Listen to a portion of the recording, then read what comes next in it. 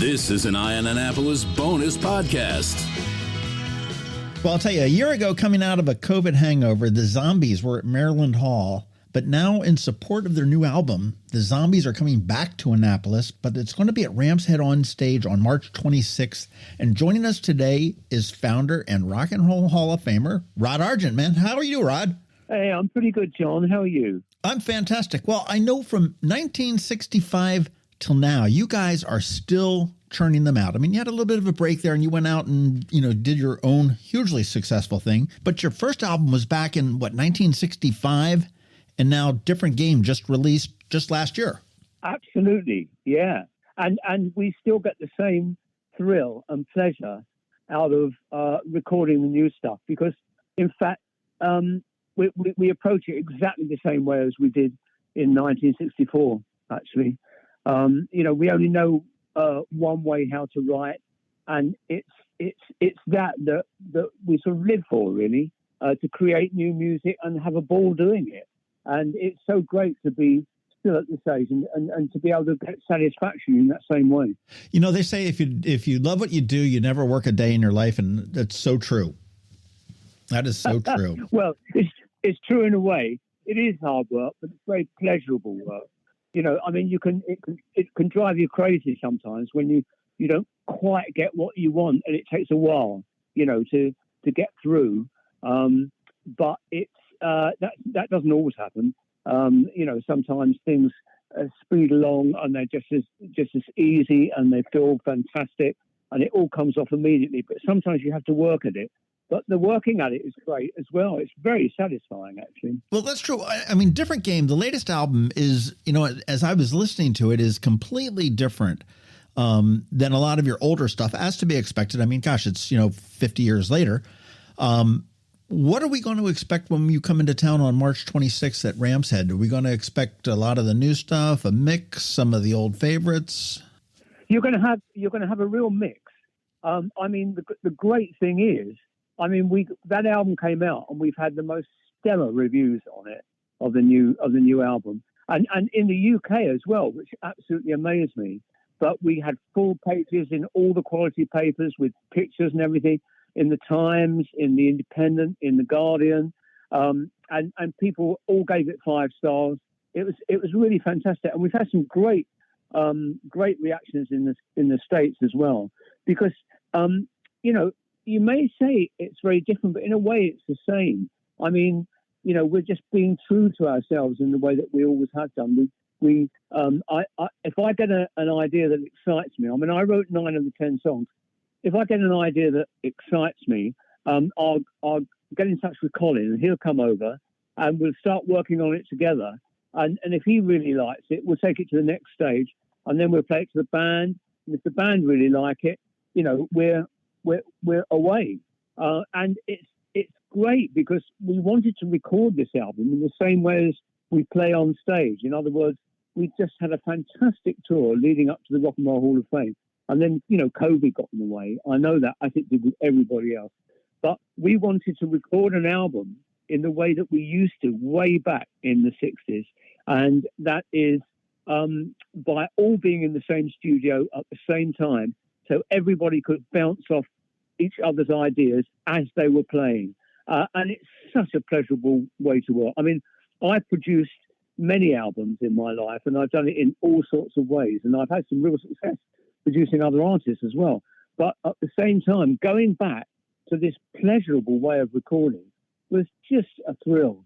And it's really rejuvenating. And the stuff works beautifully on stage as well. So, you'll be getting everything that people expect from the old stuff, from some very old cuts, from Odyssey and Oracle cuts.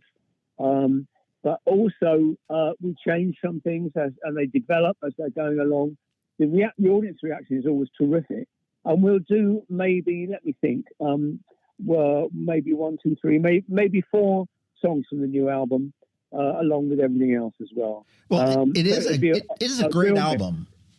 It is a great album. I think it has a different sound, but it's a fantastic album. I've been playing it on repeat all the time. And thank you. Well, it's funny that you said that it's when work gets very easy.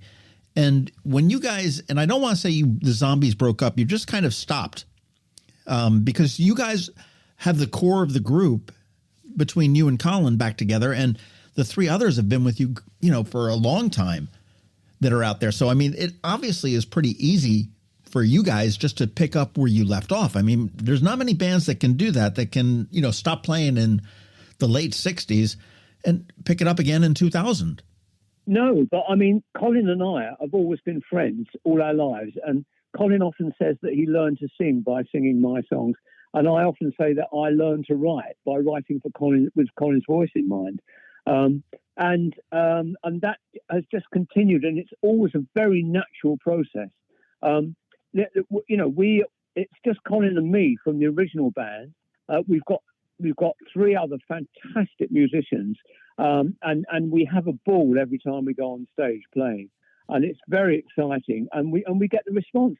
And you know what? I mean, we get people that have watched us from the beginning, but we always get a young component in the audience as well. And we always get young indie bands come through to see us and talk to us. It's very rejuvenating, the whole thing, and it still feels like part of the same process. And honestly, when you're on stage that hour and a half or whatever it is, you feel like you're 18 again, and there's just as much energy as you were when you were 18 years old, just for that time on stage. And I don't think there's any other profession in the world that can give you that. I'm probably going to agree with you there. You get on stage and it's a whole different world. And as you said, the younger kids I say kids, I'm starting to sound old myself, but really starting to appreciate some of this old music. I mean, it used to be, the whole EDM and the techno and stuff like that, which was big for a little bit. And I mean, it still has its place. But I'm seeing at places like Ram's Head and at different concerts and venues, when they're mixing up sort of the genres of music, they're getting into a lot of this older stuff and they're really appreciating it. I remember, there was a concert and ZZ Top was playing and they were like, oh my God, they're actually playing the guitars. And it's like, exactly. It's like, damn kid, welcome to rock and roll. Here it is. Oh, absolutely. I mean, it's so, there's a lot of modern music, which is so mechanical. People just use drum loops all the time. They use samples for everything. They auto-tune the voice to distraction, so it all sounds very robotic to me. And if you get back to some reality, somehow, they don't know why, but it really moves through to them, really works for them and moves them. And it's lovely to see that as well. I'm not putting down listening to anything new, but the fact you're absolutely right. People in their early 20s. I mean, there's an artist in America called Madison Beer, and she quoted the Zombies as being one of her favorite bands of all time and one that influenced her right from the beginning. I mean, she's in her early 20s, and her producer put onto Instagram that his favorite concert ever. He said, I've just seen the favorite concert of my life. And that was our gig in LA last year.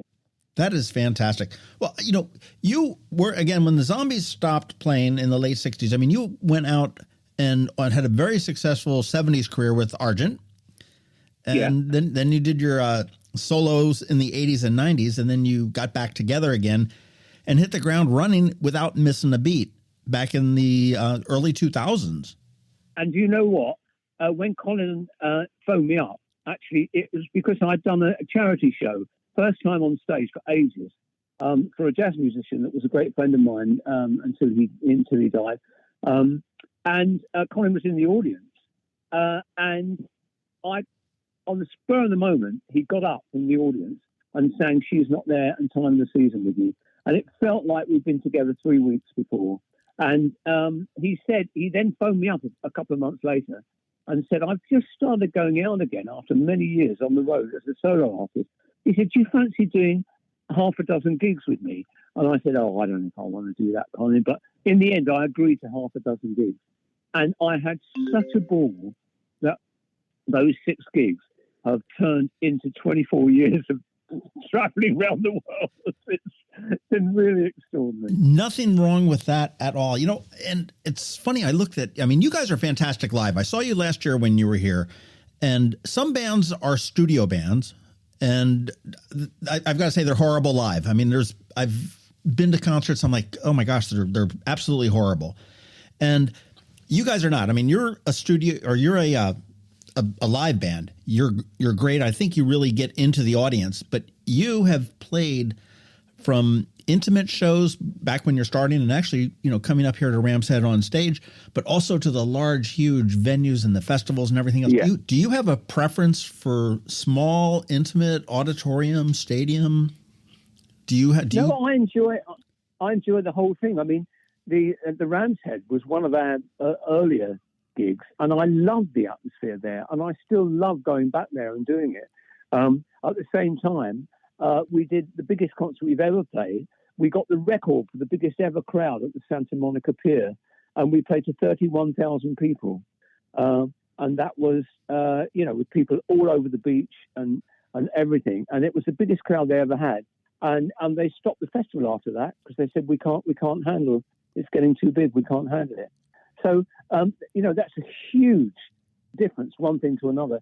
And it was great doing the Rock and Roll Hall of Fame induction concert. I mean, we played to 18,000 people there. It was wonderful, but it still felt intimate. Still felt like people were reacting on a personal basis to it.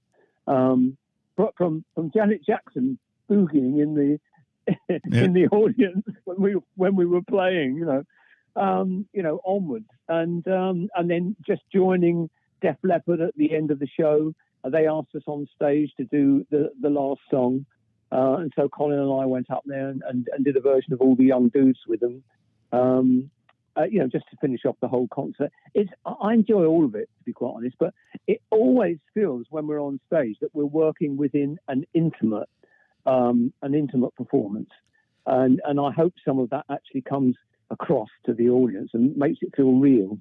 Well, I will say it does. I mean, when I saw you at Maryland Hall when you were here last year, I mean, that was an auditorium of 600. This is or 700, I think it is. Now this will be about 300, a much smaller show. But yeah. I mean, it was like we were in a small room. I totally agree with that. Now, have you had a most memorable show in your career?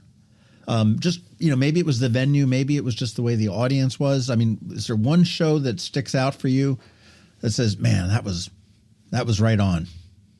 Well, that's very, very difficult. I mean, some of it is sentimental because the very first sort of main concert we did when we were semi-pro was winning a beat competition, which, and we were 17 years old then, or 18. I think we were just 18.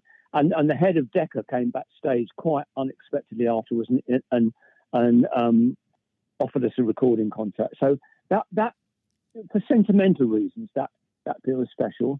The Rock and Roll Hall of Fame concert felt very special because, unbelievably, it was 50 years to the day that Cashbox was published, with Time of the Season being at number one. And then 50 years later, to the very day of that publication, was when we were inducted into the Rock and Roll Hall of Fame. So that felt like a coming together, and it was just, it felt like such an honor, and to have everybody there and everyone grooving and feeling that they handled it so beautifully, and the sound was great on stage. And it was in the final official broadcast. The sound was great. They just got everything right, and so that's a memory for me. But I mean, there have been so many concerts that it's very hard to pick through, really, because there have been some really wonderful evenings, and it's very hard to differentiate really. Well, that's fair. Well, and you've also had a ringside seat to rock and roll since the 1960s. From your vantage point right now, and I mean, we've got technology, and I mean, you can record in, people across the world can record independently and somehow create an album. But with everything that's changed since the 60s, when you guys first started out, knowing what you know now, would you do it all over again in today's streaming environment where you don't have somebody coming from Decca and saying, hey, Rod, I got a contract for you, and Spotify coming and saying, hey, I've got a third of a cent for. I know. It is crazy, isn't it? But I think I would have to say yes, I would do it, because for me, music has been. I always remember John Lennon once saying, when he was very young, he said to me, he said, music has always been the real world. And everything else that people think of as the real world, to me, feels like a bit of a fantasy. And that was really where I always felt at home. I felt really at ease and at home with music. Whatever sort of music that was, I felt really comfortable. And that was the only time as a young guy, that I ever did feel 100% comfortable. And so I always knew I wanted it to be my life. And the fact that it turned out that it could be, and the timing of everything was so sort of marvelous for us. We made the 9 o'clock news because She's Not There got to #1 in Cashbox, which was pretty much the main magazine at the time. I mean, Billboard was there too, but then Cashbox went defunct. But I phoned up home from America when I was 18 years old, which was a big deal for me. I mean, to get a call through to England from America in those days was, a really big deal to do it. Sure. And I phoned my mum because I was still living at home, and she said, "Oh, you've just been on the 9 o'clock news," and I thought, "Oh my God, what have I done?" But she said, "No, they said you were the first band, English band, with a self-written song to get to #1 in America after the Beatles."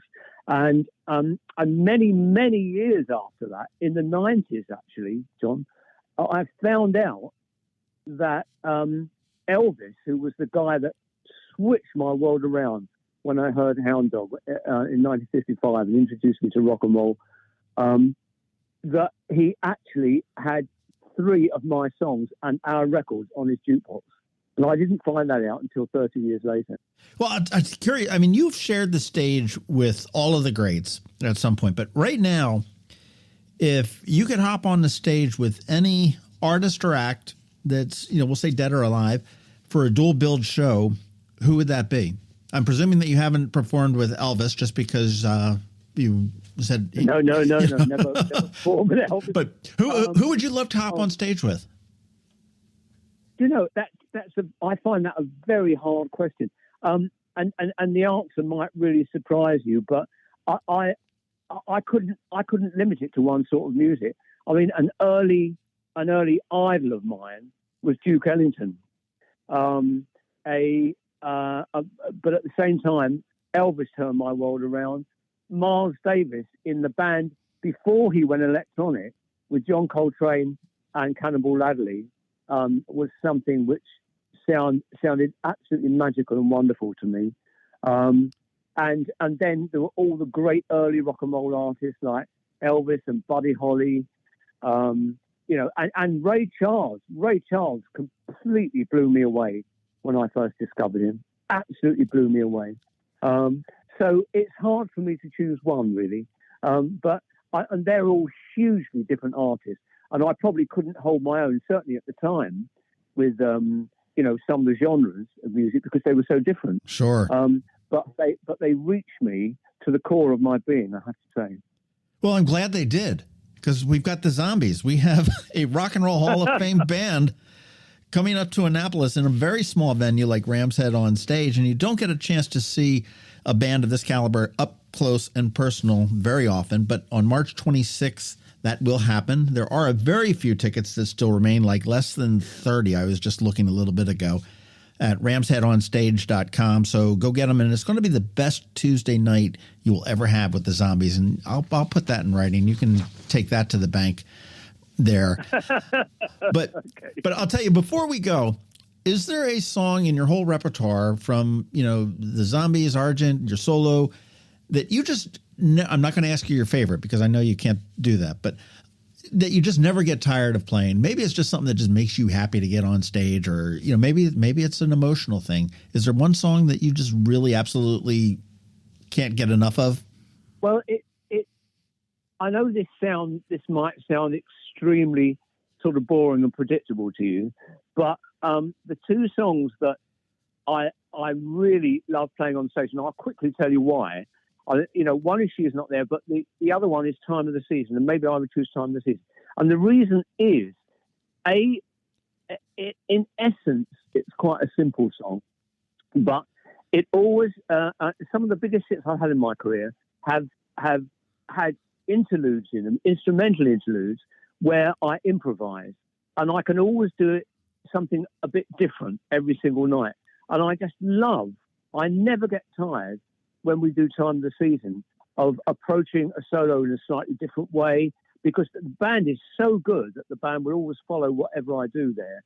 So from a personal, selfish point of view, I love the fact that the song has become so iconic for a lot of people, including, I'm not a great rap lover, but a lot of rap artists have used that as a sample and made their own versions with different lyrics, etc., etc. But that improvisatory element brings a freshness to it every time. And, I've had the luxury of being able to sort of insert a couple of instrumental passages in Time of the Season, and also in She's Not There, which a lot of people early on really gave me a huge thrill. Like when McGuinn from the Byrds said that they wouldn't have recorded 8 Miles High if they hadn't have heard She's Not There and the improvisation in it, etc. So it's, there have been some magical touchstones for me, and I know they're the two most famous Zombies songs, but I'm going to be very boring and choose those two. Now you've given me some homework here. Now I'm going to go listen to a whole bunch of your live stuff and see how you change it up. Yeah. That's great. Well, I'll tell you what. I'm going to let you go because you've got a pack to get here to Annapolis. But Rod Argent, thank you so much for your time today. I can't wait to see you again in Annapolis, and that's going to be on Tuesday, March 26th for a single show at Ram's Head on Stage. Tickets are available at ramsheadonstage.com. And I wish you and Colin and the rest just safe travels over the pond, and we can't wait to see you guys on the 26th. Oh, it's a great pleasure, John. Thank you very much.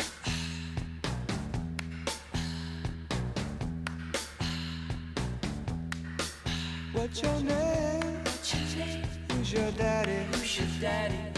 Is he rich like me? Has he take us anytime to show you what you need to live? Tell it to me slowly. Tell you why I really want to know. It's the time of the season for loving.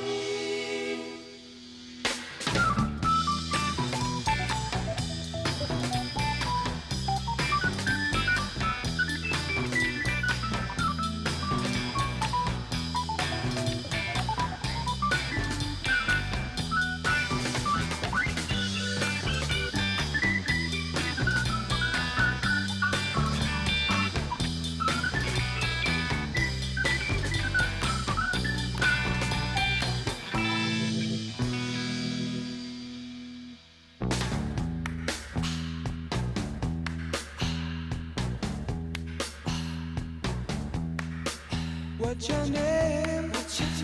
Who's your daddy? Is he rich like me? Has he taken anytime to show you what you need to live? Tell it to me slowly. Tell you why I really want to know.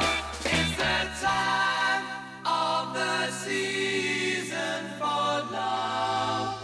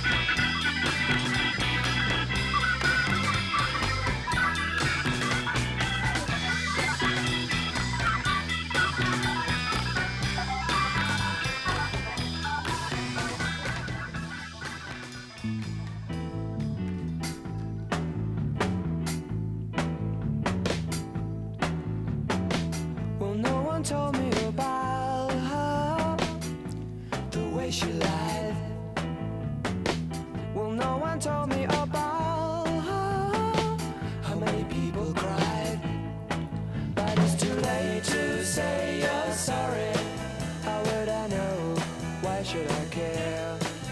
Please don't bother trying to find her. She's not there. Well, let me tell you about the way she looked, the way she had tan, the color of her hair. Her voice was soft and cool, her eyes were clear and bright, but she's not there.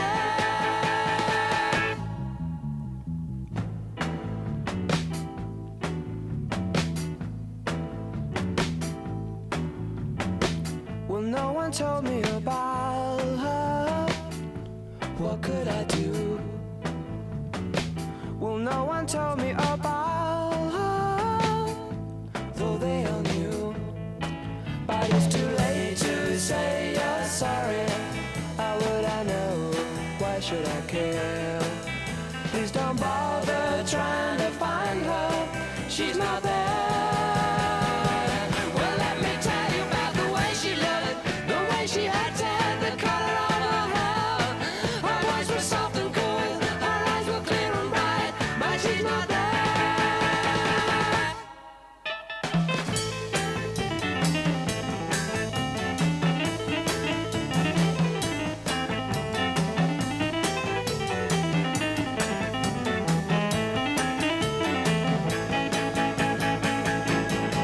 But it's too late to say you're sorry. How would I know? Why should I care? Please don't bother trying to find her. She's not there. Well, let me tell you about the way she looked, the way she had tan, the color of her hair. Her voice was soft and cool, her eyes were clear and bright, but she's not there. This has been a bonus podcast from Eye on Annapolis. Please visit us at eyeonannapolis.net. Follow us on Facebook at All Annapolis and on Twitter at Eye on Annapolis.